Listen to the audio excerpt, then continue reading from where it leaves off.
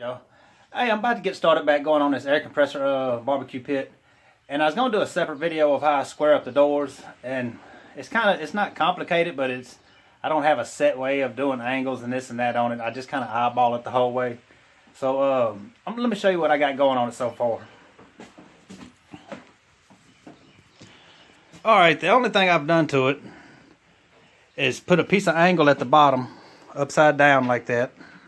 Because if you put it the other way up, then you're going to lose however wide your angle is. You're going to lose that much. So you'd rather put it that way. And I got a piece of angle up here at the top facing in, because that's where the flat part of your door actually sit, right here on this part. But this is 3/4 inch by 3/4 inch angle. You can use an inch and you probably go as much as 1.5 inches.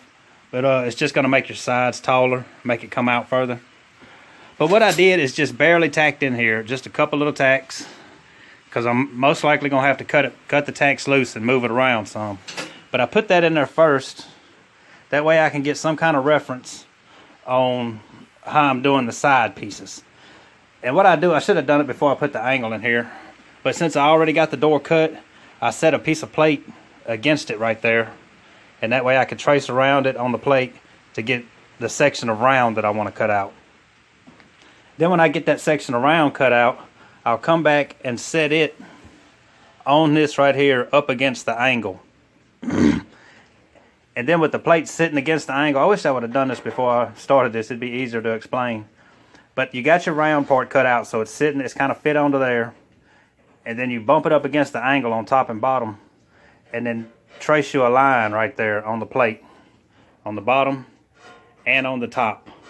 And I mean, you're only going to get a little piece of line, but then lay your plate down on the table and take a framing square to straighten those lines out to where they meet right there about where you assume you want them to meet. I don't have a certain way to do them. I hadn't measured it all out. All tanks are different sizes, and you run into something a little bit different on every one, it seems like. So I just kind of go with the way I know to do it. So anyway, I'm going to get those pieces cut out, and then we're going to come back and take a look at it and see where to go from there.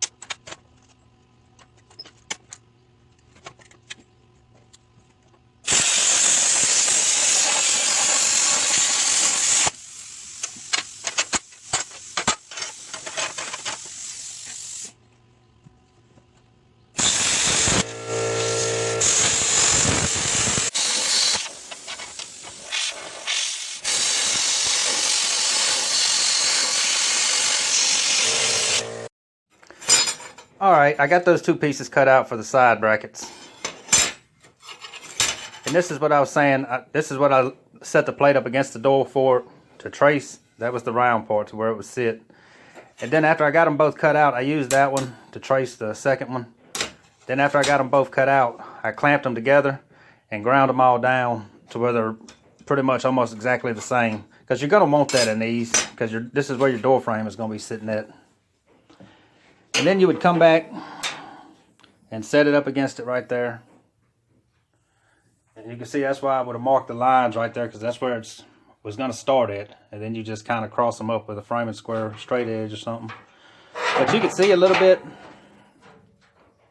it's sitting a little bit above that angle. And that's one of the reasons I wanted to leave just a couple tacks. Let's look at the other side.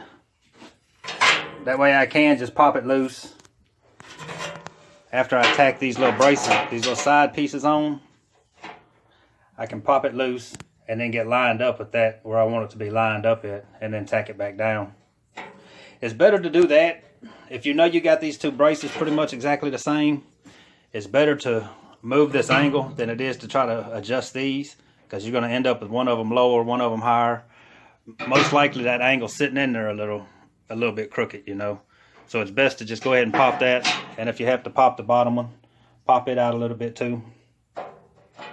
And get it lined up. Just go ahead and get the brackets tacked on first, and then adjust that angle.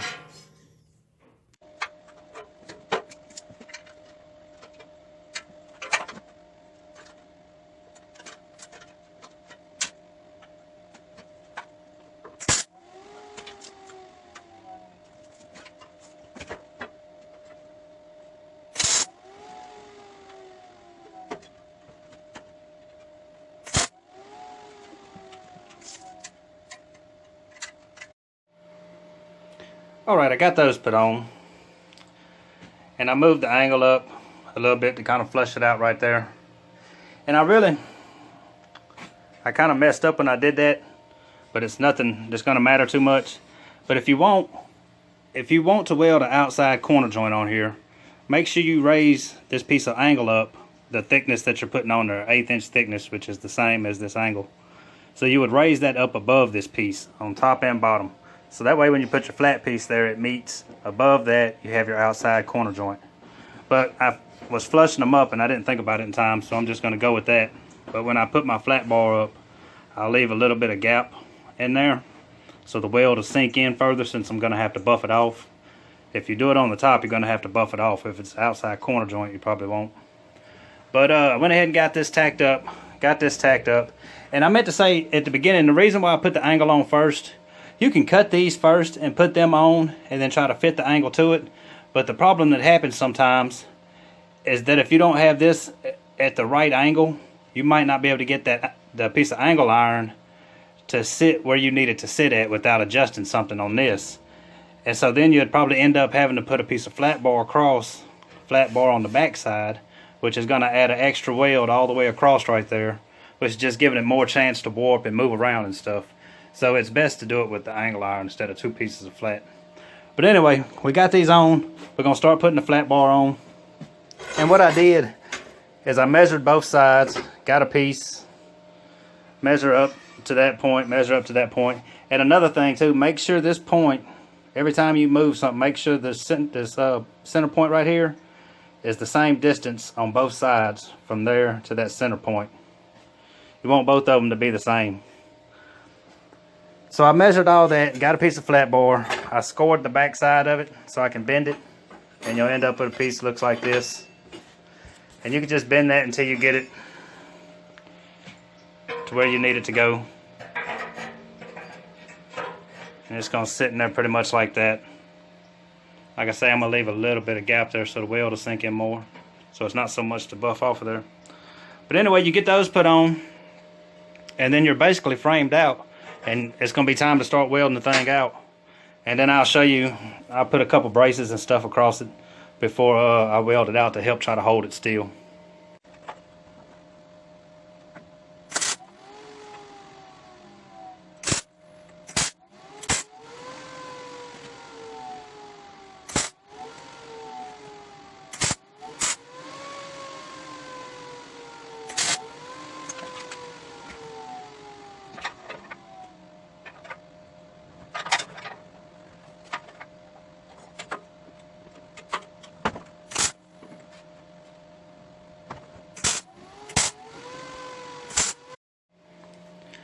Alright, we got the lip put on there. It's not welded in. I got some tacks on there on the outside, and I came back and ran some on the inside so I could grind that out and try to open that gap up a little bit more. Because like I say, I got to take that weld off because it's going to be sitting, it should be flat right there. So you want that weld to go in as much as you can. It's just less work to take it back off. So what I'm going to do is take some old scrap strips I keep around, and I'm going to tack them right there across the door. At least one going long ways like that. And then there'll be 3 or 4 going up and down all the way across like that. And that's all I'm doing is trying to keep this thing from warping. The top and the bottom is the most likely things that are going to warp. So the top, I'll do it in short welds. I won't try to do the whole top at one time. I'll do 1 or 2 short welds, come over weld on the side some, 1 or 2 short welds, and just keep going back and forth as low as heat as I can go. You're just trying to avoid warpage. That's all it is. And so those braces do help. They're not 100% guaranteed, but they do help. So I'm going to get those put on and then get to welding the frame out, and we can go try to make the door.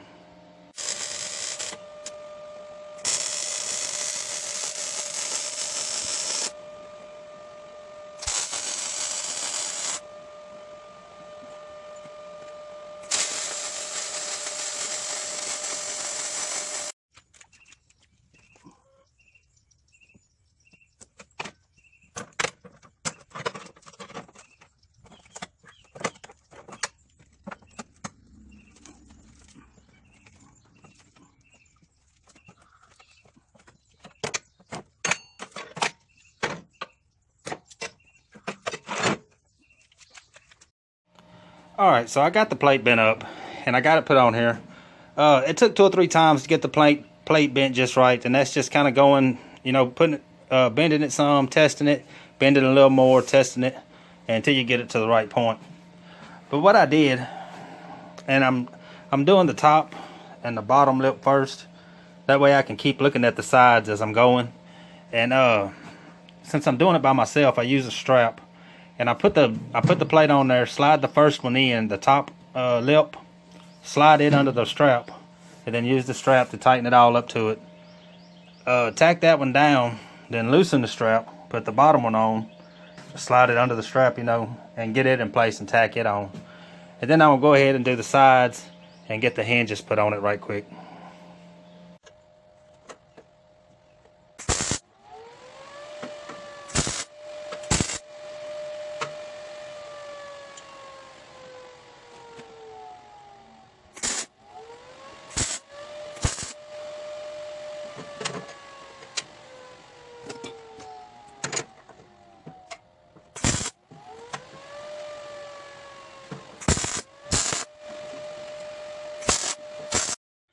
Alright, y'all, I went ahead and got it all put together and got the hinges on and everything.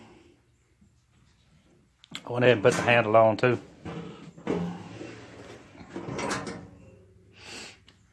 But that'll pretty much do it.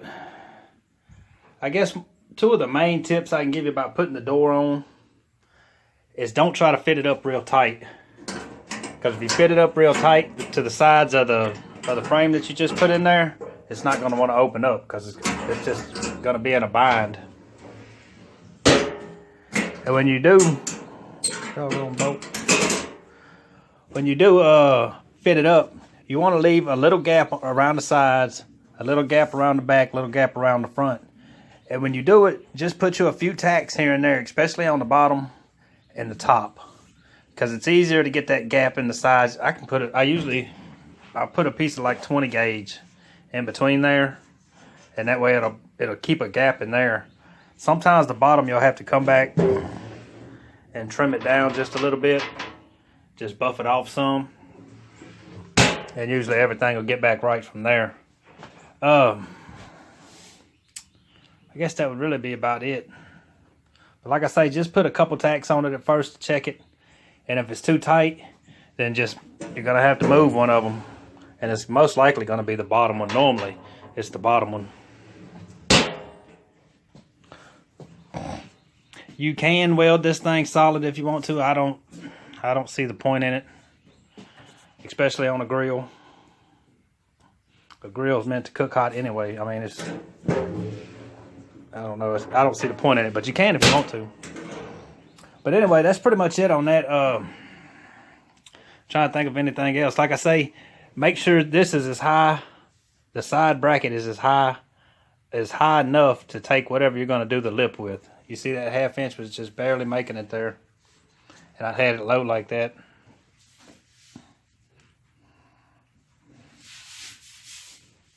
And it's going to warp. I'm sure if you wanted to fight the warpage some, you could use 1/4 inch thick angle iron, and I'm sure that would stop a whole lot of it from trying to pull it back.